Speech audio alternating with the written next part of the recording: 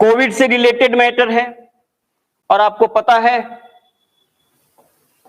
कि कोविड की पूरी कहानी की शुरुआत चाइना से हुई और चाइना में भी कहां से हुई? वुहान शहर से हुई। यही कोविड-19 का फर्स्ट पेशेंट रिकॉग्नाइज हुआ था और यहीं पर वुहान इंस्टीट्यूट ऑफ वायरोलॉजी है। क्या है? वुहान इंस्टीट्यूट ऑफ वायरोलॉजी है। तो दुनिया में विचारकों का, बुद्धिजीवियों का और राजनेताओं का एक वर्ग है जो लगातार यह बात कह रहा है कि वुहान इंस्टीट्यूट ऑफ वायरोलॉजी में ह्यूमन इफोर्ट के जरिए, मतलब सुनियोजित प्रयास के जरिए कोरोना वायरस को डेवलप किया गया है। मतलब एक कॉन्स्पिरेंसी के तहत ऐसा किया गया है। यदि ज्यादा मतलब कि सोफिस्टिकेटेड वे में कहें तो ये बायोलॉजिकल वीपन के रूप में, जैविक हथियार के रूप में इसको तैयार किया जा रहा था।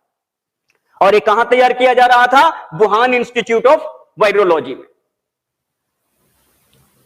तो ये बात उसी दिन से अंतरराष्ट्रीय स्तर पर व्यक्त होती रही है जब से कोविड का मामला शुरू हुआ है। अभी हाल फिलहाल में अमेरिका में चुनाव हुए और आपको पता है कि वहां जो पहले राष्ट्रपति थे डोनाल्ड ट्रंप, वो हार गए और उनकी जगह पर जो बाइडेन अमेरिकी राष्ट्रपति बने हैं।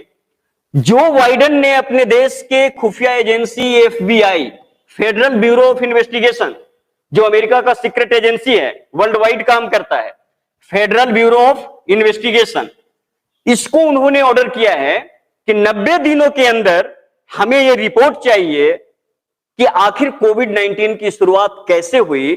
इसका कोई कॉन्स्पिरेंसी एंगल यदि है तो उसके तहत तक आप जाइए और फाउंडेशनल इंफॉर्मेशन हमको प्रोड्यूस करिए।